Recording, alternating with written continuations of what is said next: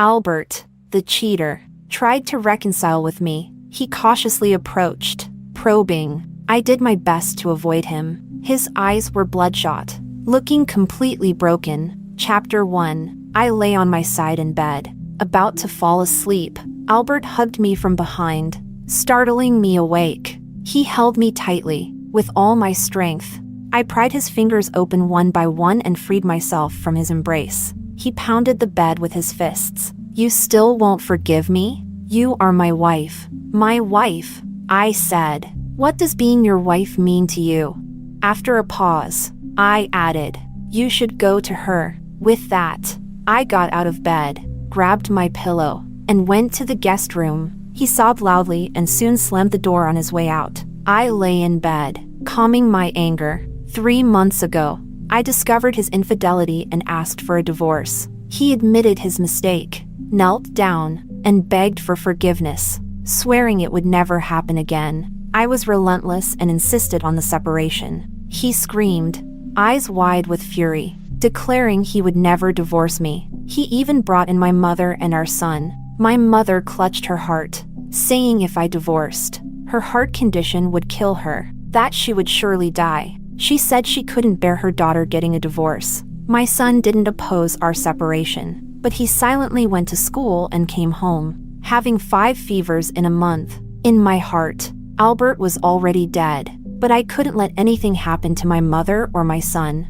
I allowed him to stay in the house as a son-in-law and father, but he was no longer my husband. He cried and fussed, insisting he was my husband, asking if not him, who else could he be?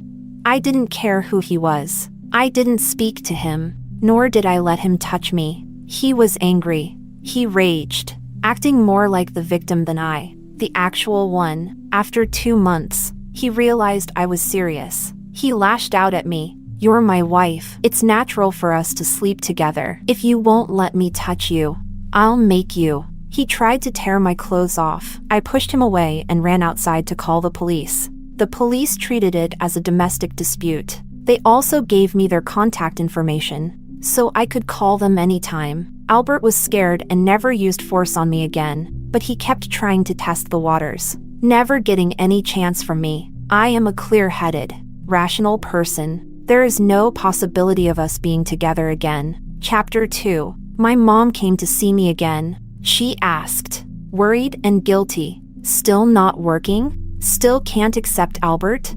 My lack of intimacy with Albert worried her greatly. She went to the hospital and made an appointment with a psychologist. The doctor told her not to force me, saying I was in a state of trauma and pushing me too hard might drive me insane. Only then did my mom realize the severity of the situation. But she is not someone who can bear the burden. She hopes the storm will pass quickly, and our family will return to its former harmony, with Albert and me as loving as before. But how could that be possible?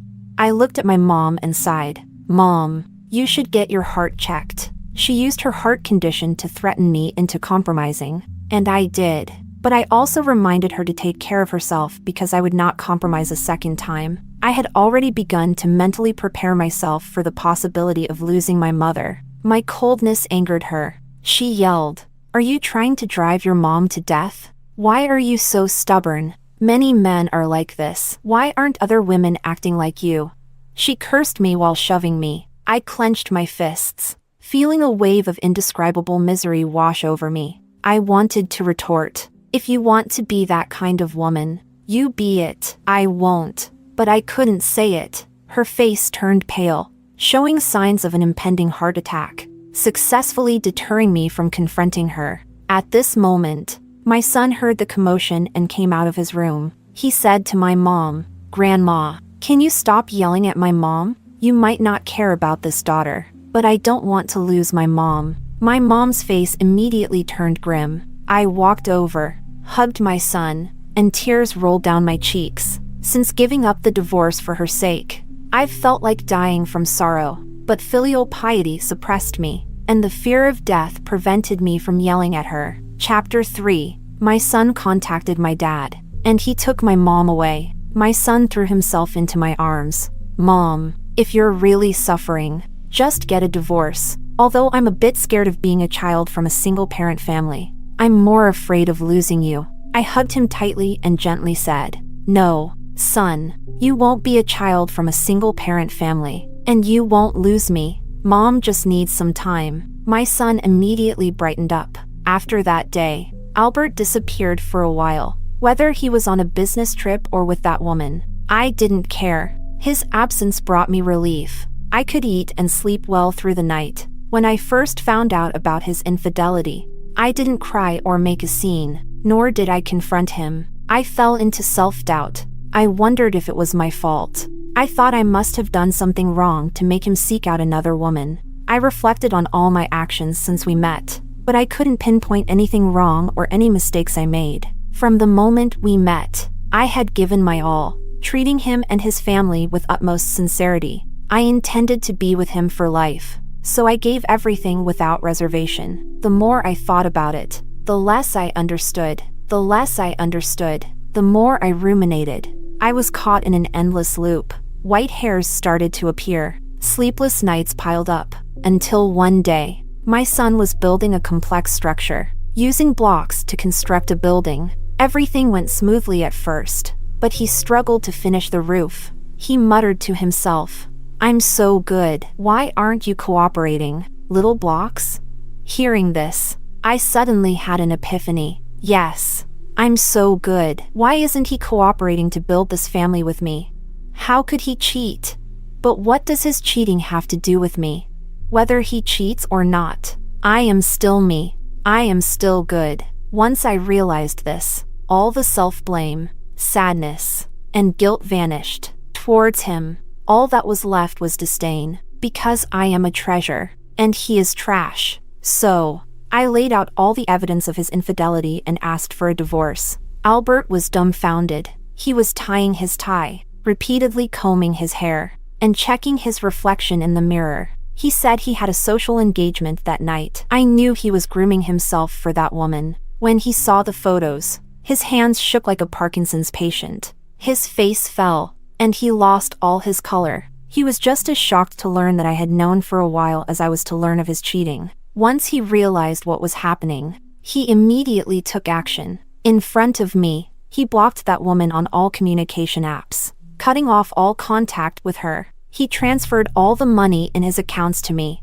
cutting off the financial support for his affair. Then, he knelt down, crying and begging for forgiveness. He swore to the heavens that he would never make this mistake again in his life. But I just watched his actions coldly. No crying, no shouting. This only made him more desperate. He knew I was serious. He didn't know that before laying my cards on the table, I had already processed all my negative emotions. He hoped I would resent him, hate him, hit him, or curse him, because that would mean I still had feelings for him. But I didn't, and that truly made him panic. What followed were various attempts to salvage the situation, but I never wavered, until he involved my mom, and my son's fevers expressed his worry and pain. Only then did my attitude slightly soften. I told him, "I won't divorce you for now. You can still be a father in this house and appear as a son-in-law in front of my mom, but you will no longer be my husband." He was overjoyed, thinking I had forgiven him. He said that my refusal to let him be my husband was just because I still held a grudge. Sooner or later, he believed I would accept him again, but it wasn't long before he realized I was serious. Now it was his turn to fall into an endless loop of unresolved emotions. He hated me for ignoring him, yet he desperately begged for my attention. Chapter 4. Albert came back. He looked at me coldly. "I've been staying at work these past few days. Aren't you disappointed? I didn't just let myself go. I'm a person, not an animal. I didn't go to that woman, nor did I go to any other woman, nor did I pay for it. I just made one mistake. You can't belittle me. I was working on an important report." No matter what he said, I didn't respond. His anger flared up. He walked behind me, trying to see what I was writing. Before he could see clearly, he yelled, "Do you have another man out there? Are you chatting with him?" When he saw what I was writing, his face turned awkward. "Oh, you're working overtime." I put down my mouse and turned to him. "Because you are like that. You assume others are like you. But if you conducted yourself the way I do, You wouldn't accuse me of infidelity." His face turned pale, and he muttered, "Do I have a problem with how I conduct myself?" I was speechless. He went to see a psychiatrist. The psychiatrist told him that his thoughts and emotions were currently chaotic, making it hard for him to handle problems rationally, and that he was prone to making mistakes. He recommended medication and regular counseling. He ran back to tell me, "It turns out I'm sick. I have depression. That's why I made a mistake. I'm not really like that. You're a doctor. You can't hold a patient accountable." He thought he had finally found a legitimate reason for me to forgive him, a reason that would allow me to let it go. But I said, "Many people diagnosed with depression only harm themselves, not others. And you, who did you harm?" The light immediately left his eyes, and he hugged his head, crying, "In your heart, I'm just an animal, aren't I?" He looked at me with hope, hoping I would contradict him. If I contradicted him, it would mean I didn't want to hurt him. But I didn't contradict him. I withdrew all my kindness from him. Not outright calling him an animal was already a great mercy. Chapter 5. It's understandable that Albert is reluctant to let me go. We have comparable educational backgrounds, matching talents and looks, and decent family backgrounds. I have no issues with my character. Marrying me brought him many benefits. He gained respect outside and peace and contentment at home. Since our marriage, his parents' health has stabilized. I am a doctor, and he is a company owner. He can make money, but I provide social resources he cannot access. The connections I can mobilize to help this family are beyond his imagination. I am devoted to marriage. He has met many women but never encountered anyone like me, who has no other intentions once married. So, divorcing me isn't just like cutting out his heart. It's a loss in every aspect. He realizes this, which is why he's desperately trying to win me back. But I am unwilling. Without him, I lose nothing substantial. I earn a lot on my own. My expenses are low, and with my income, I can easily raise our son. Without him, I am not significantly impacted. However, I am held back by illness. My mom has a heart condition, and my son frequently gets fevers. I'm not afraid of divorce, but I fear they might harm themselves because of it. But this won't last forever. My mom will grow old, and my son will grow up. I might not divorce him for now, but eventually, I will. I'm not afraid of divorce. I look forward to it. Albert, on the other hand, has too much to lose. He's not stupid. He's a businessman who calculates profit and loss. Chapter 6. But he doesn't realize that whether he divorces or not, the losses are inevitable. I no longer care for him or look after him. One day, he said he had a stomachache. In the past, I would get him the right medication and schedule a checkup. At our hospital, it was easy to get him seen by a doctor. He had never experienced the difficulty of getting medical care. But this time, I just told him to go see a doctor. Then I grabbed my bag and left. Before, whenever he was home, no matter how busy I was, I would cook, always paying attention to nutritional balance. I adjusted meals according to his needs. But after I stopped caring for him, even when he was home, I only cooked based on my and my son's needs. He often sat with chopsticks in hand, looking at the food that wasn't meant for him, feeling embarrassed. Before, I would tell him about our son's situation. Now, I don't mention a word about how our son is doing at school or at home. When the teacher posted our son's award certificate and photos of his performance in the group chat, he found out that our son could jump rope and even do tricks. In this home, even if he stubbornly stays, he no longer has a significant place. Realizing this, he cried until he fainted. I sat and watched. It was our son who called the ambulance. After his parents learned about our impending divorce, they both ended up in the hospital. I didn't arrange their care or visit them. In the past, whenever they were sick, I not only arranged everything but also took care of them personally. From now on, it's all his responsibility. When Albert woke up, he dragged himself around,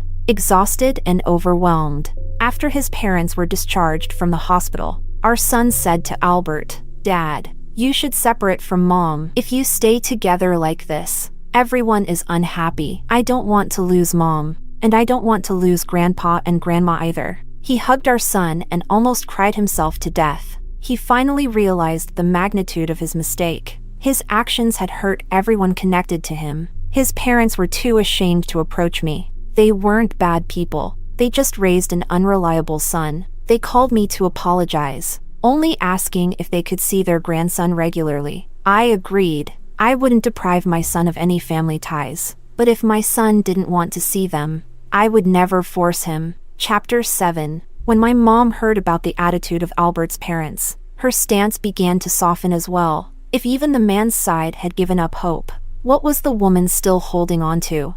She cared a lot about Face. I took the opportunity to explain in detail what Albert had done. She looked incredulous. When I told her that Albert had gone out to meet that woman while our child was sick, my mom almost couldn't breathe. I gave her some medication, and after she had calmed down, I continued to persuade her. I said, "Mom, you are a wise mother. I've always been grateful to you." She gave me a reproachful look, but her expression softened a lot. I hugged her and acted spoiled. Since I became an adult, I had rarely done this. She was a bit unaccustomed to it, but soon she showed the smile of a loving mother. Seeing her mood improve, I shared my perspective. I said, "Mom, I love art, but you made me study medicine. You said that the older a doctor gets, the more valuable they become, and that a woman should be able to support herself throughout her life. I listened to you, and now I have a high income. So many people respect me and come to me for medical advice. It fills me with confidence, and it's all thanks to you." My mom listened and showed a proud expression. "That's right. Who am I? I'm your mother." I seized the moment to add, "Mom, you are wise, but your wisdom works on ordinary people. When it comes to complicated people, it doesn't work as well." Albert sought out another woman behind my back while pretending to be a good son-in-law in front of you. He successfully deceived you. My mom's face darkened, but she accepted it calmly. She said, "Yes. How could he be like that?" I said, "What he is doesn't matter. What matters is what we are. I don't lack money or love. I don't need to beg him for either. So naturally, I don't need to suffer his torment." My mom hesitated for a long time before finally saying, "But if you get divorced, your father and I live here, and the neighbors will gossip about us. I won't be able to show my face. Everyone used to envy how well I raised you and how well you married. Now, if you get divorced, people will say, 'She said she raised her well, but she couldn't even keep a man.' I won't be able to hold my head up." I said, "Mom, once I'm divorced, you and Dad can come live with me and be my strong support." My mom's eyes lit up. "Yes, why didn't I think of that? If you get divorced, of course, we'll live with you. What am I staying here for? I'm an only child, and my parents had planned to live with me after I got married. But Albert's family, being from the countryside, couldn't accept parents living with their daughter. After marrying Albert, to respect his parents' feelings and to make it convenient for them to visit, my parents continued to live in their old house. Whenever they came to see me, they made the trip in one day. She loved and understood me. Now, I told her that divorce wasn't all bad. At least we could live together. She didn't have any more heart problems and shouted, "Old man, our daughter is getting divorced. We need to help her and live with her." My dad, who had been eavesdropping from the bedroom, was so excited when he heard my mom shout that he started packing immediately. Albert and I divorced smoothly. Our son stayed with me. We had 2 houses. The larger one was mine, and the smaller one was his. All our savings were put in our son's name. The company went to him. I didn't take advantage of him, and he was very grateful for that. But he also started to have inappropriate thoughts about me again. Facing his passionate gaze, I coldly said, "In my heart, I wish you had nothing, but you are Ben's father. If you don't do well, he will worry, and I don't want Ben to worry. Focus on your career and leave a good inheritance for Ben when you die." He nodded, choking back tears. Chapter 8. Before he moved out, he was still not giving up. He said firmly, "I will wait for the day you come to your senses. I am confident we will remarry. We are just temporarily apart. no matter how passionately he displayed his feelings. I just crossed my arms defensively. From start to finish, I made no effort to keep him. He sighed and left. The house has 3 bedrooms. The same day Albert moved out, my parents moved in. We kept their old house, but most of the time, they stayed with me. We had bought this house because of its convenience. It's a 15-minute walk to a top-tier hospital. There are a dozen malls nearby. Across the street from the community are elementary, middle, and high schools. Just outside the west gate of the community is a park. My dad was delighted after living here for less than a week. He went to the park 5 or 6 times a day. He made many new friends. My mom went shopping every day. This place has not only malls but also various small shops and a wholesale market. She was happier than my dad, always comparing prices. My son was my main concern. After the divorce, I immediately spoke with his homeroom teacher. The teacher assured me that none of the classmates would bring up these matters, and I felt relieved. They are in an advanced middle school class, where the students are too busy with their studies to worry about anything else. I felt reassured. As a result, my son's mood was very stable. Before, I was too busy, and his father was rarely home, so he often had to order takeout. Now, with his grandparents around, he had regular, well-prepared meals. When he made mistakes, I used to criticize him, whether he liked it or not. Now, as soon as I started to speak, his grandparents would jump in to criticize me instead. He enjoyed the benefits of having grandparents around. And then there was his father. Before the divorce, his father didn't care much about his matters and left everything to me. After the divorce, fearing he would lose his son's affection, he clearly showed more concern for him. He would check immediately whenever the teacher sent anything. My son said, "If I had known Dad would change so much after the divorce, I would have urged you to do it sooner." I couldn't help but laugh and cry when I heard this. My dad said, "The boy is right." My mom nodded in agreement. Everything was moving in a better direction. Not only did my personal life improve, but so did my career. With my parents as a strong and unwavering support system, I had more time to dedicate to my work. Besides seeing patients, I took on several research projects. I was overwhelmed, so the hospital assigned me 2 students. Our hospital is affiliated with a medical university. These 2 students were exceptionally capable and helped me a lot. In return, I provided them with many opportunities. Not only did their income increase, but I also entrusted them with important aspects of the projects, guiding them through the process. Their growth was rapid. Their advisor, Baron, noticed this and took it to heart. One day, Baron approached me, pushing his luck, asking if I could take on more students. I told him I was too busy and didn't have the energy, so I refused. But he was persistent and came back several times. I thought he was quite stubborn, so I sincerely confided in him. I have elderly parents, a mother with poor health, and a son preparing for his high school entrance exams. I need to be available for them, so I can't be too committed to work. I need to leave some room for myself. I can't overextend. He asked, "What about your husband? Can't he help you?" I gave a wry smile. "I don't have a husband. I'm divorced." He was taken aback and quickly apologized. That day, he didn't press further and left soon after. But before he left, he said, "I'm also single. I'm divorced too." I found it quite puzzling. Later, I understood his intentions. He asked the deputy director to introduce him to me. The deputy director was his master's advisor. He was also the advisor for the PhD program I was applying for. Initially, the deputy director didn't think highly of me. He felt that at almost 40, with many family responsibilities and work, I wouldn't be able to complete the PhD program on time. But after knowing that Baron wanted to pursue me, he immediately agreed. He said, "Baron doesn't have big ambitions. He just wants a simple life and is a family-oriented man. With him as your support, I believe you can complete your PhD." I originally wanted to refuse, but since the matter had become significant, I sought my parents' advice. When my mom heard the news, she beamed with joy. She said, "I've always hoped you could get a PhD when you graduated with your master's. I wished you could continue studying." But my friends all warned me that it would be hard for a woman with a PhD to find a partner. So I let you start working now that you have a child. What's there to worry about?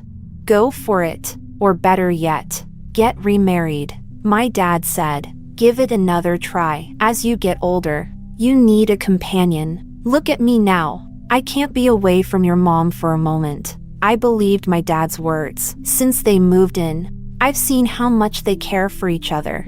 I also asked my son for his opinion. When he heard that the man's last name was Lin, he immediately agreed. He said it was great. Just wonderful. I was surprised at how happy he was about getting a stepfather. My son explained, if my stepdad's last name is Lin, then no one will know if my surname Lin comes from my biological dad or my stepdad. He sincerely said, Mom, I want a dad. Even a stepdad is fine. His eyes were full of hope. So, I agreed to give Baron a chance. Chapter 9. Baron turned out to be just as the deputy director described. He truly was content with his current life. As a counselor, his position was lower than that of the research and teaching staff at the university, but he was happy with his job. He pursued an administrative career path and, after achieving an associate senior title, he didn't strive for more. He neither competed nor pushed himself hard. Aside from seeking opportunities for students from poor backgrounds, he never asked for favors. His ex-wife left him because of this. They were married for 10 years and had a son together. Before they married, he had a master's degree, and she had a bachelor's. After their marriage, she not only completed her PhD, but also secured an opportunity to study abroad. Baron could have kept up with her if he had tried harder, but he really didn't want to push himself. He felt life was good as it was. His ex-wife couldn't stand his lack of ambition and insisted on divorcing him, taking their son abroad. All these years, he had been alone in the country, never considering finding another partner. Until he met me, he said I made him want to get married again, even more than the first time. He was very good with words. He made me feel very happy. I told him I was an ambitious person, and although I was younger than him, I was currently striving for a full professorship. He earnestly said, "Does it matter to you? If it does, I'll also aim for a full professorship. I could even strive for an administrative position if needed." I asked him, "Do you regret it? If you had been willing to strive harder in your last marriage, maybe your family would still be intact." He said, "It's different. You are ambitious, but don't look down on those who aren't." My ex-wife couldn't stand my lack of ambition and completely looked down on me. Being around her made me constantly anxious and tense. He said, "You don't make me anxious or fearful. I'm willing to follow you." I laughed. Being an associate professor is just fine. I really meant it. The higher you climb, the harder it gets. If you don't want it, there's no need to force yourself. So, we established our relationship. Middle-aged love is different from that of the young. A week after establishing our relationship, we became intimate. He wanted it, and so did I. He had been alone for too long, suddenly ignited with passion, unable to resist. I had always enjoyed being intimate with Albert, and I still liked it. Though Baron and I didn't have a deep emotional foundation, our sincere affection and the physical pleasure we brought each other surpassed that with our ex-partners. After overcoming this physical barrier, Baron was overjoyed. He said that if we didn't find any major personality conflicts within 6 months, we should get married. I thought it was a good idea too. 3 months later, I brought him home to meet my family. My mom's eyes lit up when she saw him, and she treated him warmly. My dad, upon hearing that Baron enjoyed chess and practiced Bajuanjin, felt like he had found a kindred spirit. My son was delighted to discover that Uncle Lin not only had the same last name but also looked very similar to his dad. Seeing him, he immediately felt a sense of closeness. People often prefer a certain type. Baron and Albert looked alike. To be precise, they weren't just similar, but shared the same type, tall and handsome. I liked that type. A year after we met, we got married. Chapter 10. During our courtship, only my PhD advisor and my family knew about our relationship. After we got married, Baron was so happy that he posted our marriage certificate on social media. I laughed at him for being childish, saying happiness should be kept to oneself. He said he didn't know why, but he just wanted to show off to the world. I reminded him to be cautious, as this might invite trouble. He said it wouldn't, as he hadn't wronged anyone, having been single for so many years. He believed his friends, colleagues, and even students would only be happy for him. That night, however, he was proven wrong. His ex-wife called from overseas, asking what he meant by remarrying. He was baffled by her questioning. He said, "We've been divorced for so many years, and you've been remarried for years. How does my remarriage bother you?" His ex-wife, sensing her loss of composure, still expressed her concern. She said, "With the cost of housing in Beijing being so high, who will you leave the house to now that you're remarried? To your son or your stepson?"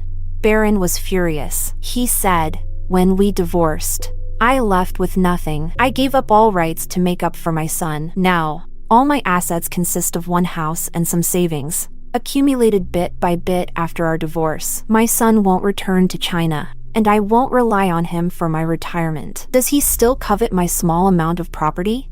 His ex-wife was speechless, but before Baron could hang up, she muttered, "I'm sorry." Throughout the phone call, Baron didn't hide anything from me. After he hung up, he was still upset. "Why can't she stand to see me happy? I'm not ambitious, but I've never hindered her from pursuing her future and happiness." I gently stroked his head and comforted him. "We don't need to compare ourselves to her. Our standards of conduct are different." I then shared in detail my history with Albert. He was moved, saying that by confiding in him, I was showing my trust. Indeed, I trusted him completely. Not only I, but my entire family trusted him. Our relationship deepened further, but Baron didn't realize that while he let go of the conversation quickly, it lingered in my mind. Remarriage does bring certain issues. No matter how well he got along with my son, they lacked blood ties. My parents and my son were bound by blood. In our family, he often felt like an outsider. He didn't say anything, but I couldn't help but think about it. How could I make him feel more happy and secure? Chapter 11. I hadn't figured out a solution yet. When Albert heard about my remarriage, he desperately wanted to see me, driving too fast. He got into an accident and was taken to the hospital, which contacted me. Since meeting me, I had always been his emergency contact. I didn't want to go, but Baron urged me to. He said, when I remarried, my ex-wife came around too. Even though she claimed it was about the house for our son, she had her own unresolved feelings. Albert must be feeling the same. He needs a proper goodbye. Baron said he trusted me. So, I went to the hospital. Fortunately, Albert's car had good safety features. He only had a broken leg and some minor injuries. When he saw me, he immediately cried and asked, "Did you really remarry?" I didn't hide it and nodded. He covered his face and cried. I sat beside him, waiting for him to finish venting. After a long time, he stopped crying, exhausted. Through his sobs, he asked, "Why won't you give me another chance? I truly wouldn't make the same mistake again. I want to spend the rest of my life with you. Why won't you give me a chance?" This was his obsession and resentment. I hadn't planned to have an open conversation with him, but seeing him cling to this, it was detrimental to both of us. We had a son, so we couldn't completely sever ties. I organized my thoughts and said, "You know, I wasn't planning to remarry. It's not that I didn't want to, but I was afraid." Recalling those days, I fought back tears. Being married to you was exhausting but also happy. I thought I would always be happy. But then I realized that what I thought was happiness was a joke. I believed I was happy, and I thought you were too. But you weren't happy. Otherwise, why would you look for another woman? His eyes showed guilt and panic, and he hurriedly said, "I was happy with you. I just wasn't content. I wanted to play, to see what other women were like. I never wanted to leave you or our family." I nodded. "I believe you're telling the truth. But now, listen to my truth." He nodded eagerly. This was the first time since his affair that we had a sincere conversation about it. Before, he was desperate to make amends, with no plan, and I just wanted to leave. Now, I was finally willing to talk. I said, "Do you know? Baron was also abandoned. His ex-wife looked down on him for his lack of ambition, but after going out and experiencing the world, she realized his worth. Before she remarried, she regretted it and tried to win Baron back several times. Baron didn't agree. He said he is just an ordinary man who also feels fear and anxiety. He didn't want to be abandoned again. If she could look down on him once, she could do it again. He didn't want to fall into the same pit twice. The first time it hurt. The second time it would be both foolish and painful. This was my nod as well, and my tears flowed uncontrollably. I said to Albert, "The reason I don't give you another chance is the same as Baron's. I am very timid and weak. I can't bear a second betrayal from the same person. You say you won't make the same mistake again, but do you remember? When we got married, you solemnly promised me that even if all the men in the world betrayed their wives, you wouldn't betray me. But you did betray me. Promises from you are not reliable. How can I believe your promises again?" Albert's eyes lost all their light. His shoulders slumped. His face turned ashen. At this moment, he finally understood that there was no possibility between us, because I would never allow myself to fall into the same pit twice. "I'm sorry. I'm sorry." He kept repeating his apologies. This was the first time since his betrayal that he had apologized to me. Before, he had only asked for forgiveness. This time, he realized he was wrong. Really wrong. He said, "I now understand that not every mistake in this world has a chance for correction. Some mistakes are ones you can never make even once." I nodded approvingly, feeling a sudden urge. I began to tell him things I had never said before. I said, "Do you remember Dr. Zheng, the brilliant surgeon who joined our department 2 months after we got married?" He replied, "You mean the top surgeon in general surgery?" That's him. When he first arrived, he didn't know I was married and confessed his feelings to me. I told him I had been married for just over a month, and he was so regretful that he almost wished he could die on the spot. He said he could have joined the hospital 3 months earlier. I told him I was already in a relationship, and coming earlier wouldn't have made a difference. He was unwilling to accept this and tried to convince me that, having just gotten married, I could still get a divorce and be with him, as he believed we were more compatible. We were both medical students, sharing similar experiences and understanding each other better. But I never wavered. Once I chose you, it was you for life. I told him this, and though he was regretful, he could only wish me well. My words shattered the last spark of light in Albert's eyes. The woman he had an affair with was a junior from his alma mater. She had pursued him, and they had a lot to talk about. But he didn't know that I too had been pursued by a fellow student. Yet, in the same situation, I made a different choice. I resisted temptation and upheld our marriage. He accepted temptation and destroyed our marriage. I said, "Not just Dr. Zheng. You know I easily attract others. Over the years, I've had numerous patients who were interested in me, but I was never swayed." His eyes showed a trace of despair. He must have known that in his line of work, there were many clients, and he should understand what it's like to constantly face temptation. I said, "This is the difference between you and me. Frankly, we're not compatible. Divorce is just a way to correct our mistakes and rebuild." This time, I laid it all out. He finally understood that we were not meant to walk the same path together. In the end, I couldn't resist one last jab. "By the way, even though I despise your junior for knowingly being the other woman, you two are quite alike. You might as well marry her." He opened his mouth but had no words. I left. On the way, I received a text from him. "She and I are not alike. I wouldn't dare marry a woman who seduces married men." See, he understands. He just thinks you're a fool. I chuckled. The driver turned to look at me. I apologized, turned off my phone, and closed my eyes to rest.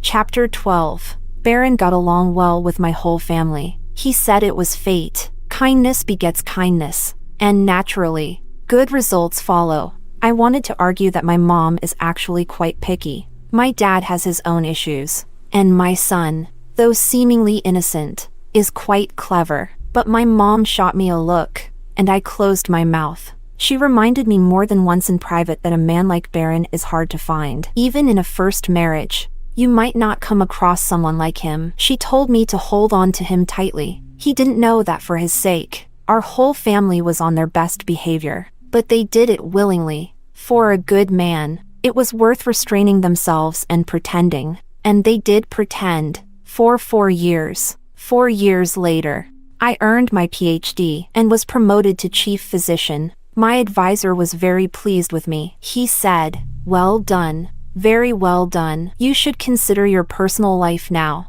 As for my personal life, I was happily married to Baron. What else was there to consider?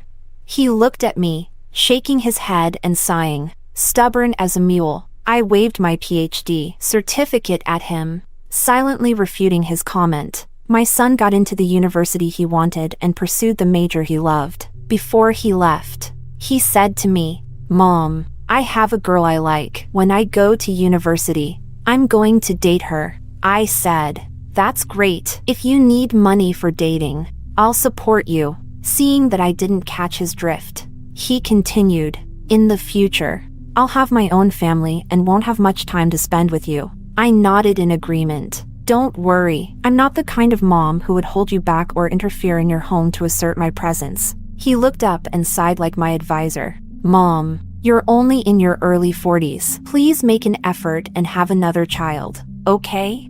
My face turned red instantly. Seeing that I understood, he left with his luggage, heading towards his dreams with peace of mind. Actually, I hadn't dared to tell him that I was already carrying a baby. I found out 2 months before my son's college entrance exams, and now I was 4 months along. I had completed the prenatal screening, and the baby was healthy. Baron didn't know either. Recently, he had been mumbling that I might be going through menopause because I wasn't letting him touch me much. He thought I was in a bad mood because of menopause. I just didn't know how to tell him. What kind of shock would it be for a man in his 40s to become a father again? I was afraid he wouldn't be able to handle it. My mom didn't know either. This pregnancy had been almost symptom-free. She just kept reminding me that I seemed to have gained weight and that I shouldn't neglect my body just because I was middle-aged. She was increasingly satisfied with Baron and had given me a strict order: this marriage must not fail. My dad also said we couldn't let Baron re-enter the market. Chapter 13. Speaking of passing things on, it reminded me of Albert. He came to see me again later. This time, he was much more composed. He was also getting remarried. Before his wedding, he wanted to transfer the house and half of his company shares to me. In the future, when our son turned 18, everything would go to him. He said that whatever he created after his remarriage would belong to his new family. In this respect, he was following Baron's example. I happily agreed. As long as it's for my son, I wouldn't mind having more. There was still a trace of longing in his eyes when he looked at me, but I pretended not to notice. His new wife wasn't the junior from his alma mater. She was a young girl who had just graduated from university. She didn't want to face the hardships of life and went straight for an older man. As for that junior, she ended up with nothing. She asked to meet me, but I refused. She then came to our hospital, worried she might affect the patients. I agreed to meet her once. After many years, I finally met the woman who had ruined my first marriage face to face. Previously, I had only seen her in photos on Albert's phone. In her late 20s, she still looked very young. She said, "I don't know why, but I just wanted to see you once. I thought I had one over you, but now I realize I never did." When Albert first slept with me, he was so thrilled. He said he had never felt such joy, and I thought it was something only I could give him. When you divorced, I became even more certain of that. After the divorce, he maintained a relationship with me, but he never mentioned marrying me. I thought I just needed to wait a bit longer. But years passed, and then he married a girl in her 20s. With each sentence, the light in her eyes dimmed a little more. I felt she was seeking some sort of masochistic repentance, but I didn't sympathize. I simply smiled knowingly and told her a harsh truth. Albert is inherently like this. If you could successfully lure him away from his marriage, you should have had this realization. She wiped away her tears and looked at me seriously, asking, "In your eyes, what kind of person is he?" I replied earnestly, "It's twofold. Before his affair, he was a person. The moment he cheated, he became a beast. Trash." She broke down, crying. "So, I was hoping sincerely that a beast would marry me?" I responded mercilessly, "No, He turned into a beast and trash because of you. But deep down, he always had that potential. She cried uncontrollably. I paid the bill and left. Before leaving, I told her, "Don't seek me out again. Albert isn't worth degrading yourself like this." She started crying again as soon as she had stopped. I chuckled inwardly. I noticed the wrinkles around her eyes. In just a few years, though she was only in her early 30s, she had aged significantly. Albert found me undesirable when I was nearing 40. Chapter 14. I was happy on the way back home, but after I got home, I regretted meeting with the mistress. I realized her words had affected me. She told me she could give Albert a better sexual experience. This made me anxious, both with Albert and Baron. In bed, I had always been conventional. I was afraid Baron might have similar thoughts. That night, I initiated intimacy with him. He was overjoyed, but when I tried to explore new ways, he couldn't keep up. Then, amidst his questioning, I burst into tears. I honestly told him about my meeting with the mistress. He sighed and held me tightly. "I like you just the way you are because I am the same. If you were too wild, I wouldn't be able to keep up. It would make me nervous." I breathed a sigh of relief. But afterward, I noticed some bleeding. It scared me. He thought he had hurt me and reassured me that I would be fine in a couple of days. I yelled at him, "What do you mean? Fine in 2 days? We're about to lose our baby, and you're acting so calm?" Only then did he realize I was pregnant. His face turned pale. He quickly took me to the hospital. Fortunately, the baby was fine. He stayed by my bedside, not moving an inch. He was too emotional to speak, full of both love and anger towards me. I felt guilty, burying myself under the covers. My parents arrived, and when they heard I was pregnant and almost lost the baby, they were both shocked and thrilled. My mom quickly took a heart-saving pill. Then she started scolding me in the hospital room. From morning till night, she scolded me so much that even Baron couldn't take it anymore and called a doctor to intervene. Only then did she stop. The ultrasound department head was my master's classmate and secretly told me it was a girl. I told my mom. She gave me a sharp look and then dragged my dad out shopping. They bought a bunch of pink baby items. Baron also started ordering things on his phone, all tiny dresses that made us laugh. 5 months later, I gave birth to a baby girl. She was tiny and incredibly cute. Baron held her in his arms as if he were holding the whole world. My mom was excitedly making a fuss nearby. Since the late stages of my pregnancy, once the baby's safety was assured, my mom stopped holding back and often shouted at both Baron and me. Baron had moments of existential doubt until he realized that his mother-in-law had always been like this. And he calmed down. After our daughter was born, regardless of my mom's behavior, Baron couldn't stop smiling. The first time he became a father, his ex-wife had stripped him of all his parental rights before he could fully experience fatherhood. Now, with our daughter in his arms, he cherished her like his own heart and soul, a precious treasure. When my son came home for vacation and met his little sister, he adored her immensely. He said, "So this is what it feels like to have a sibling without feeling burdened." "It's wonderful," my dad retorted. "That's pretty shallow. Does having a sibling become bad if it feels like a burden?" My son explained that one of his university classmates went home to discover her mother had secretly given birth to a younger brother. Her family wasn't well off, and she was attending school on student loans. Now her mother said that giving her a brother was for her sake, so she would have someone to accompany her, and that she would be responsible for him in the future. His classmate was devastated and applied for an exchange program abroad, likely never to return. Hearing this, my dad felt uneasy. He wanted to criticize the girl but couldn't bring himself to do so. My mom bluntly commented, "You can't blame the girl. It's the parents who are shameless." Baron laughed and said, "Everyone has their own fate." Sensing the tension, my son quickly backtracked, saying that he could be a burden as the eldest. I didn't believe him. Baron didn't believe him either. Baron took our daughter to see his house, which had been empty. It was now rented out. But before renting it, he told our daughter, "Sweetie, this will be your dowry someday." Our daughter yawned and fell asleep. Baron asked me, "Do you think she's dissatisfied with the amount?" I rolled my eyes. "She's just a baby." Baron took it to heart. for our daughter's first birthday. His gift was his appointment notice. He had been promoted to deputy secretary of the party committee at the academy. He said, "A father-in-law still needs some authority to keep the son-in-law in check." My dad was not pleased. He said he had no authority, yet Baron still treated his daughter well, but he quickly fell silent. And I knew he was thinking about Albert. Albert had dared to cheat not just because he was that kind of person, but also because he had weighed the cost of cheating. I was excellent, but my parents were just ordinary folks who looked up to him. In his heart, he didn't place them in an important position. My dad understood everything. He knew that the respect he now received from his son-in-law was because Baron was a good man. He reminded Baron, "Being a deputy director isn't enough. You should aim higher." I thought Baron would argue, but to my surprise, he nodded in agreement and said he should at least aim for a director position.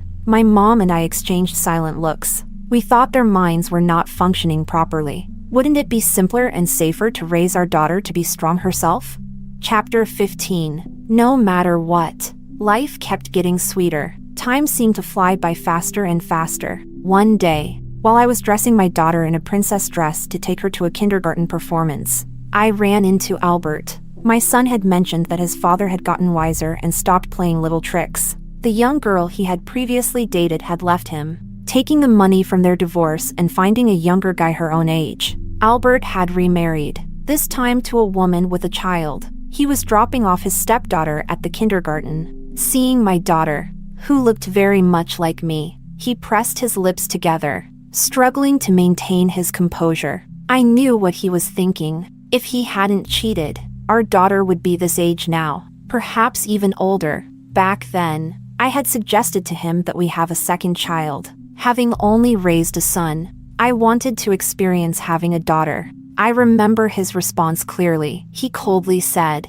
"What are you dreaming of? You're too old to have a healthy child." I didn't say a word. He was right. As a medical professional, I knew that after 35, the quality of a woman's eggs declines sharply, and the risk of having a child with disabilities increases significantly. But I didn't catch the underlying message. In reality, he just thought I was too old. But now, I'm even older, and my husband doesn't mind at all. Our daughter is exceptionally smart and beautiful. My daughter said, "Hello, Uncle. My name is Naomi Lin. My dad is Baron Lin, and my mom is Leona Zhang." Albert's eyes were full of shock. Yes, her dad's last name is Lin, Baron Lin, not Albert Lin. At that moment, all my love and hatred for Albert vanished completely.